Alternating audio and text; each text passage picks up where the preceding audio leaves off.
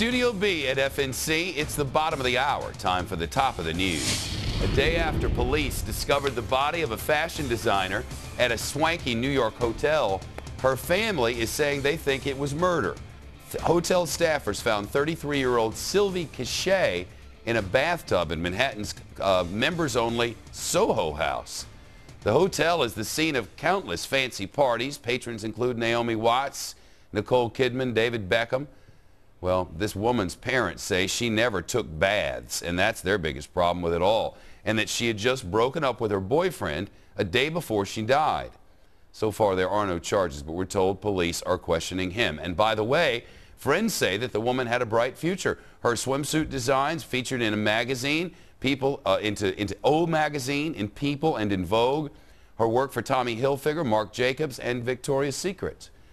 Let's get to our panel now. Criminal defense attorney Keith Sullivan and former prosecutor Tom Caniff. Well, this thing isn't added up too nice. I mean, the family says, oh, look, come on, we've known her forever. She doesn't take baths. She takes showers. All of a sudden, she's drowned. Broke up with the boyfriend the last day. Shep, Joseph Brooks won an Oscar for You Light Up My Life. Nicholas Brooks should win an Oscar for how to stage the worst murder scene ever. The investigation has not even begun in earnest yet, and we have a 14-minute time window. The hotel security cameras at the Soho House have him in the room between... And let me tell you something. In every step you take, every move you make at Soho House, there's a camera. Oh, not only that, but those nice little card key accesses we have to every time you enter the room, every time you leave the room. It's a multi-floor place. There's a pool outside. There's a gym on the floor. There's a lounge on the floor. There's a restaurant on the floor. And every time you go anywhere, schwap. I can't give you the details because I'm not cool enough to get into places like that. But look, I'll tell you both about it later. They literally have this down to a 14. They got a 14-minute time window. He's leaving the room at 2:16, 2:30. The guests, not only on the floor below, but the one below that, are saying water is coming through the ceiling. It takes more than 14 minutes for a 6.5-foot tub to fill with water and a bathroom to flood to the extent that it's coming down 2 floors below. He was in the room at the time of death. He probably left, went back, left again, concocted this cover-up. Hey, I was having drinks with some random dude I met at the bar downstairs. I'm coming back at 3:30. What happened? Police are here. My girlfriend's dead. Guilty as charged. Shep, it all sounds good in theory. I'm glad Mr. Caniff hasn't been convicted and sentenced already. But look, let's do, and admittedly, there are some very difficult facts involved in this case. There's no question about that.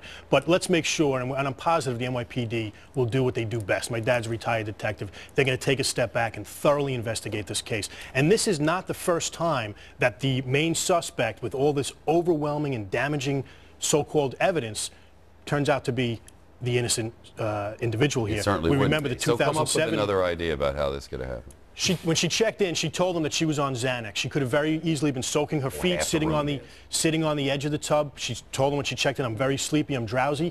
He goes out, tub water is running, she slides down in.